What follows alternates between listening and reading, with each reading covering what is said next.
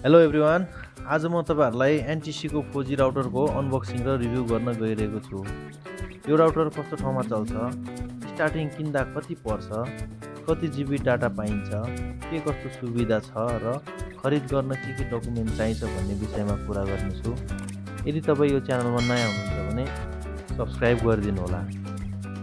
यो router box unboxing गर्दा एउटा राउटर, एउटा एडेप्टर, एउटा सिम कार्ड, एउटा इन्टरनेट केबल, एउटा टेलिफोन केबल, एउटा युजर गाइड पेपर र 3.7 भोल्टको ब्याट्री, 4000 mAh को ब्याट्री दिएको छ। राउटरको अघिल्लो भागमा सिम कार्ड राख्नुपर्ने हुन्छ अनि एडेप्टरको पोर्टमा एडेप्टर जोडेर मल्टिप्लगमा जोड्ने। यो internet cable laptop, smart TV र सेकेन्डरी राउटरमा जोड्न सकिन्छ। टेलिफोन केबल, यदि तपाईँले टेलिफोनको सुविधा पनि लिनुभएको छ भने टेलिफोन केबल युज हुन्छ, नत्र पर्दैन। ब्याट्री भने राउटरको पछाडिको भागमा लाग्छ, जुन तपाईँलाई यो ब्याट्रीले युज गरेर तपाईँले बोकेर हिँड्दाखेरि 3 घन्टासम्म ब्याट्री ब्याकअप दिन्छ। अब कुरा गरौँ यो कस्तो ठाउँमा चल्छ। यदि NTC को अथवा कुनै पनि कम्पनीको फाइबर नेट नभएको स्थानमा हामीले यसलाई चलाउन सकिन्छ। यदि फाइबर नेट नै छ भने फाइबर नेट नै सस्तो पर्छ। यो राउटर फाइबर नेट नभएको स्थानमा चलाउँदा बेटर हुन्छ। हाम्रो नेपालमा हिमाल, पहाड र तराईको विभिन्न ग्रामीण भेगमा फाइबर नेट पुगिसकेको छैन। त्यसैले NTC को 4G राउटर युज गर्दा सस्तो र राम्रो सुविधा लिन सकिन्छ। यो राउटर प्रयोग गर्न 4G नेटवर्क अनिवार्य नै चाहिन्छ। 4G नेटवर्क छैन भने यो राउटर पनि चल्दैन। तपाईले यो राउटरको ब्याट्री युज गरेर जतासतै बोकेर हिँड्न सक्नुहुन्छ, अर्थात् यसलाई पकेटको वाइफाईको रूपमा नि प्रयोग गर्न सक्नुहुन्छ। यसमा कुनै फिक्स नेटवर्क भन्नु नै हुँदैन, कुनै फिक्स टावरले यसलाई चलाउँछ भन्ने हुँदैन। तपाईको 4G नेटवर्क जताततै छ त्यतै बोकेर हिँड्न सक्नुहुन्छ। ब्याट्रीले युज गर्दा भने यसलाई हामीले 4000 mAh को भएको हुनाले 3 घन्टासम्म ब्याट्री दिन्छ। यो राउटरमा कम्पनीले 6 मन्थको वारेन्टी दिएको छ। यो राउटर किन्दा नागरिकताको फोटो र स्वयं उपस्थित भई एउटा फोटो पनि चाहिन्छ र टेलिकमको अफिसमा जानुपर्ने हुन्छ। त्यसैले तपाईले लिन सकिन्छ। कम्पनीले एउटा सिम दिन्छ र पछि रिचार्ज गरिसकेपछि सोही सिमको नम्बरमा रिचार्ज गर्नुपर्ने हुन्छ। मैले खरिद गरेको सिमको नम्बर चाहिँ यो लेखिएको छ, यसमा हेर्नुहोस् है त। NTC को राउटर अनलिमिटेड डाटा र अनलिमिटेड डाटा विथ भोइस गरी 2 प्रकारमा विभाजन गरिएको छ। यदि तपाईलाई टेलिफोन लाइन चाहिन्छ भने unlimited data with voice, telephone line चाहिँदैन भने अनलिमिटेड डाटा ओन्ली खरिद गर्न सक्नुहुनेछ। अनलिमिटेड डाटा ओन्लीको कुरा गर्दा यो पनि 2 प्रकारको हुन्छ। एउटा अनलिमिटेड बेसिक र एउटा अर्को अनलिमिटेड प्रिमियम। अनलिमिटेड बेसिक भन्दा अनलिमिटेड प्रिमियम अलि महँगो र फास्ट हुन्छ। यो फास्ट हुने कारणले गर्दा नि महँगो हुने हुन्छ। अब यसको कस्टिङहरू कति लाग्छ भन्ने हामी कुरा गर्नेछौँ। फर्स्टमा कुरा गरौँ अनलिमिटेड डाटा ओन्लीको। अनलिमिटेड डाटा ओन्लीको कुरा गर्दाखेरि अनलिमिटेड बेसिकको तपाईँले पर डे 10 GB पाउन सक्नुहुनेछ। 10 GB अप टु 5 Mbps भनेको तपाईँले 10 GB चाहिँ 5 Mbps को स्पिडमा चल्छ।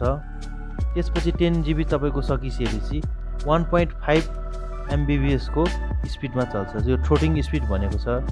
यो चाहिँ 10 GB सकिसकेपछि 1.5 Mbps को स्पिडमा चल्छ, जुन अलिक स्लो नै हुन्छ है। अब यसको न्यू कनेक्सन तारिफ भनेर लेखाएको छ। तपाईँले 5949 तिर्नुभयो भने तपाईँले 6 महिनाको लागि सुविधा पाउनुहुनेछ र राउटर भने फ्री नै पाउनुहुनेछ। र इयरलीको लागि भने 10,500 तिरिसकेपछि तपाईँले 1 इयर पाउन सक्नुहुनेछ। 1 इयरमा तपाईँले राउटर फ्री पाउनुहुनेछ, सिम फ्री पाउनुहुनेछ, सबै कुरा फ्री पाउनुहुनेछ। अब सब्सक्रिप्सन तारिफ भनेर भनेको छ। तपाईँले पछि रिचार्ज गर्दाखेरि हाफ इयरको गर्दाखेरि 4949 मात्र तिर्नुभए पुग्छ। यसमा 1000 रुपियाँ तपाईँलाई कम परेको छ। इयरली गर्दा 9479 तिर्दाखेरि तपाईँलाई 1000 रुपियाँ कम गरेछ। यो पछि 1 इयर पछिको कुरो हो। अब अनलिमिटेड प्रिमियमको कुरा गरौँ। अनलिमिटेड प्रिमियममा भनेको तपाईँको 15 GB पर डे तपाईँले पाउन सक्नुहुन्छ, जुन चाहिँ तपाईँले 10 Mbps को स्पिडमा चल्दछ। अब तपाईँको यो 15 GB सकिसकेपछि तपाईँले त्यसपछिको फ्लोटिङ स्पिड, त्यसपछिको भने 2 Mbps मा मात्रै चल्दछ, जुन अलिक स्लो नै हुन्छ। अब तपाईँको नयाँ कनेक्सनको कुरा गरौँ। नयाँ कनेक्सनको चार्ज गर्दा जम्मा 6 महिनाको मात्र तपाईँले लिनुभयो भने 8979 मा तपाईँले राउटर सहित सबै पाउनुहुनेछ। त्यसपछि तपाईँले 1 इयरको लिनुभयो भने 16479 मा तपाईँले राउटर सहित सबै पाउनुहुनेछ। यो 12 महिना चल्छ। अब सब्सक्रिप्सन भनेको तपाईँको नेक्स्ट इयरको कुरा गरौँ। नेक्स्ट इयर तपाईँले 6 मन्थको मात्रै लिनुभयो भने 7979 मा तपाईँले पाउनुहुनेछ भने तपाईँलाई 1000 रुपियाँ कम पर्यो। अनि अर्को कुरा गरौँ, 1 इयरको कुरा गर्दाखेरि 15479 लिनुभयो भने तपाईँले त्यसमा नि 1000 कम पर्यो, जुन 16479 थियो। अब अनलिमिटेड डाटा विथ भोइसको कुरा गरौँ। अनलिमिटेड डाटा विथ भोइसको। Unlimited with data with voice तपाईँले यसमा बेसिकमा 10 GB up to 5 Mbps per day तपाईँले 10 GB पाउनुहुनेछ, जुन 5 Mbps मा चल्छ। त्यसपछि फ्लोटिङ स्पिड भनेको छ। त्यसपछि तपाईँको 10 GB सकिसकेपछि तपाईँले पाउनुहुनेछ 1.5 Mbps को स्पिडमा, जुन 24 आवर नै चल्छ। न्यू कनेक्सनको कुरा गरौँ। न्यू कनेक्सनको कुरा गर्दाखेरि हाफ इयरको तपाईँलाई अनलिमिटेड बेसिक विथ भोइसको 7479 पर्यो। इयरली कनेक्सन गर्दा झन् 13479 पर्यो। अब यो नेक्स्ट टाइम तपाईँले रिचार्ज गर्नु पर्यो भने 6479 पर्यो। नेक्स्ट इयर रिचार्ज गर्नुपर्दा तपाईँले रिचार्ज मात्र गर्दा 1 इयरको 12479 पर्यो। अनलिमिटेड प्रिमियम विथ भोइस गर्दा अलिकति महँगो छ। पर डे तपाईँले 15 GB पाउनुहुनेछ, किनकि 10 Mbps मा स्पिडमा चल्छ। फ्लोटिङ स्पिड त्यो सकिसकेपछि 2 Mbps को स्पिडमा चल्दछ।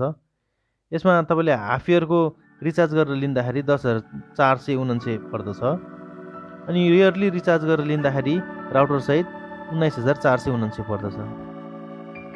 अब कुरा गरौँ next time recharge गर्दाखेरिको। Next time तपाईँले 9479 रिचार्ज गर्न सक्नुहुनेछ 6 मन्थको, र 1 इयरको रिचार्ज गर्दा 18479 लाग्दछ। यो नेक्स्ट इयरको कुरा भयो। अब both packages of unlimited data with voice included 400 minute NT to NT 100 minute off network per month for half yearly and yearly packages भनेको छ। यो भन्नुको मतलब चाहिँ तपाईँले NTC to NTC per month हरेक महिना 400 मिनट फ्री पाउन सक्नुहुनेछ, र 100 मिनट चाहिँ तपाईँले अफ नेटवर्क अरू नेटवर्कमा कल गर्न सक्नुहुनेछ हरेक महिना। त्यो भनेको हो। अनि तपाईँले RJ11 केबल र एउटा टेलिफोन चाहिँ आफै एरेन्ज गर्नुपर्छ भन्ने दिएको छ। यही हो यसको। आज तपाईँलाई हाम्रो भिडियो कस्तो लाग्यो? राम्रो लाग्यो भने लाइक र सब्सक्राइब गरिदिनु होला। Thank you so much.